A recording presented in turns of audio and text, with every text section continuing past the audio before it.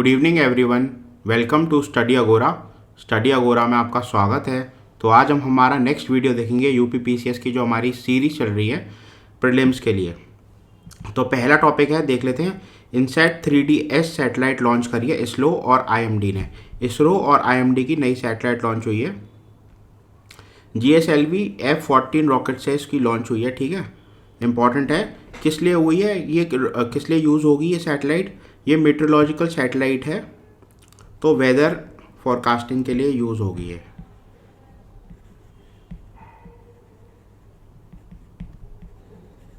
GSLV आपको पता है जियोसिंक्रोनस सैटेलाइट लॉन्च व्हीकल है। अब ये व्हीकल इतना न्यूज़ में क्यों रहता है? ये देखिए, ये रॉकेट है GSLV। इसमें 3 स्टेजेस होती हैं। ठीक है, सॉलिड, लिक्विड और क्रायोजेनिक। सॉलिड प्रोपेलेंट यूज़ होता है। ठीक है, इसमें जैसे RDX भी यूज़ हो सकता है, अमोनियम नाइट्रेट यूज़ होता है। लिक्विड में लिक्विड फ्यूल्स यूज़ होते हैं। जो क्रायोजेनिक फ्यूल होता है वो लिक्विफाइड ही होता है। जैसे मान लीजिए ऑक्सीजन गैस है, ठीक है, तो वो -183 डिग्री सेंटीग्रेड पर रखा जाता है उस गैस को। तो इतने कम टेम्परेचर पर वो गैस का लिक्विफिकेशन हो जाता है, तो ट्रांसपोर्टेशन उसका इजी हो जाता है, रॉकेट का वेट कम हो जाता है, तो कम मास पुश करना पड़ता है। क्योंकि आपको पता है जो रॉकेट है वो न्यूटन के 3rd लॉ पर चलता है, for every action there is equal and opposite reaction. तो अगर मास बर्न होगा नीचे की तरफ तो ये रॉकेट ऊपर की तरफ जाएगा। ये स्पेस टेक्नोलॉजी है। ठीक है, क्रायोजेनिक स्टेज इंडिया ने खुद डेवलप किया है। 2 गैसेस यूज़ होती हैं इसमें, बेसिकली फ्यूल यूज़ होता है और ऑक्सीडाइज़र यूज़ होता है। ऑक्सीडाइज़र तो ये रहा, हाइड्रोजन गैस यूज़ होती है। -253 डिग्री सेल्सियस पर टेम्परेचर रहता है। इस पर ये लिक्विफिकेशन हो जाता है, इसका लिक्विफाइड होती हैं ये गैसेस। ठीक है, फिर ये मिलके दोनों बर्न करते हैं। इन दोनों को, फ्यूल और ऑक्सीडाइज़र दोनों को मिलके बोलते हैं प्रोपेलेंट। हम आगे देख लेंगे। 3 स्टेजेस याद रखना आप, सॉलिड, लिक्विड और क्रायोजेनिक अपर स्टेज। ठीक है, जो PSLV है वो सॉलिड लिक्विड यूज़ करता है, बूस्टर। ठीक है, फिर देख लेते हैं next. The first women to hold the rank of सूबेदार इन द इंडियन आर्मी। पहली महिला जिसने सूबेदार की रैंक मिली इंडियन आर्मी में उसको, तो वो है प्रीति रजाक। ट्रैप शूटर है प्रीति रजाक। स्पोर्ट्स का क्वेश्चन है ये, स्पोर्ट्स न्यूज़ में आता है, इंपॉर्टेंट है, आ सकता है इस बार स्पोर्ट्स ज़्यादा। Finances of Panchayati Raj institutions report, एक रिपोर्ट है, इसका यही नाम है, finances of Panchayati Raj institutions report. इस रिपोर्ट को किसने रिलीज़ किया है? तो रिलीज़ किया है Reserve Bank of India, RBI ने। What is the rank of India in global equity market? Equity market समझते हैं ना आप? Equity market like Sensex, Nifty, Dow Jones, Nikkei. ठीक है, what is the rank of India in global equity market? तो 4th rank है India की। ठीक है, इंडिया ने सरपास किया है हांगकांग को रिसेंटली। हांगकांग का था $4.29 ट्रिलियन, अब इंडिया 4th हो गया है, 4.33 trillion. Time magazines person of the year award 2023 किसको मिला? तो मिला टेलर स्विफ्ट को। टेलर स्विफ्ट को मिला times magazine person of the year award 2023। Index of industrial production IIP, इसको कौन रिलीज़ करता है? इसको रिलीज़ करता है NSO, national statistical office. Important question है। टाइम्स पर्सन भी इंपॉर्टेंट है, 1 स्टार दूंगा मैं इसको। ये रिपोर्ट इंपॉर्टेंट नहीं है इतनी ज़्यादा, और बट ये बहुत इंपॉर्टेंट है। GSLV बार बार घुमा फिरा के पूछ लेते हैं GSLV PSLV पर। Nobel prize in physics 2023, Nobel पुरस्कार 2023 का फिजिक्स में 3 लोगों को अवार्ड किया गया। पियरे ऑगस्टीनी, फ्रैंक क्राउस और एन ली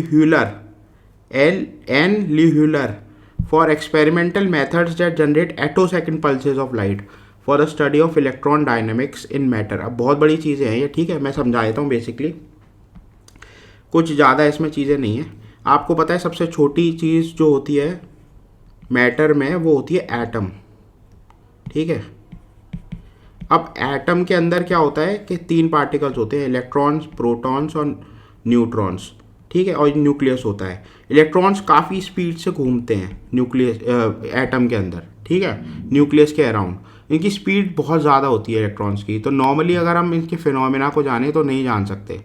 तो देखिए ये जो लाइट पल्सेस है ना, ये लेज़र लाइट पल्सेस एटो सेकेंड होता है 10⁻⁻18 सेकेंड, बहुत कम टाइम का जो पल्स होती है उसे एटो सेकेंड पल्सेस बोलते हैं।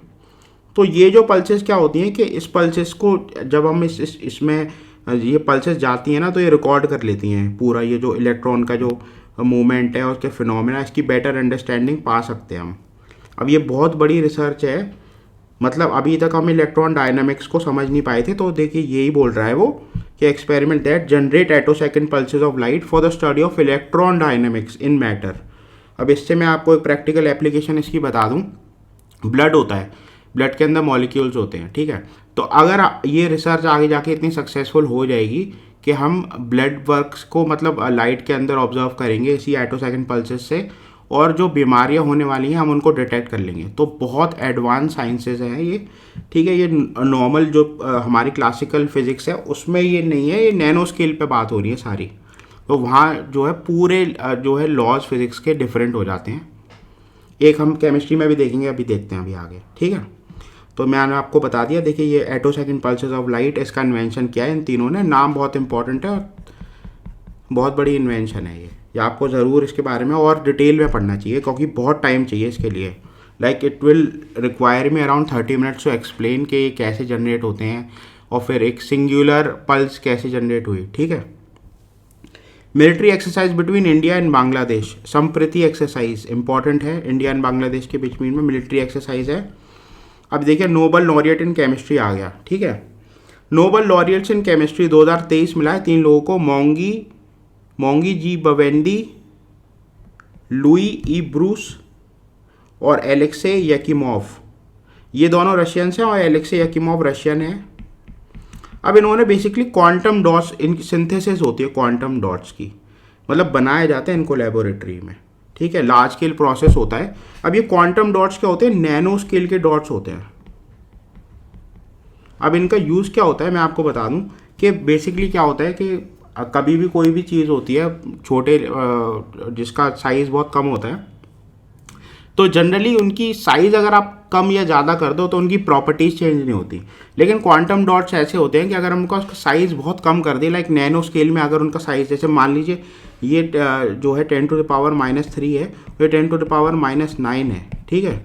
तो हमने साइज़ का ड्रास्टिकली रिड्यूस कर दिया, इतना साइज़ पे हम ले आए, तो इसकी प्रॉपर्टीज़ भी चेंज हो जाती हैं। प्रॉपर्टीज़ एज इन चेंज कैसे हो जाती हैं, फॉर एग्जांपल मैं आपको बता देता हूँ। देखिए मान लीजिए ये एक क्वांटम डॉट है, ठीक है। नैनो स्केल पे बात हो रही है, सारे क्वांटम डॉट्स नैनो स्केल पे होते हैं। कोई 9 नैनोमीटर होता है, कोई 3 नैनोमीटर होता है।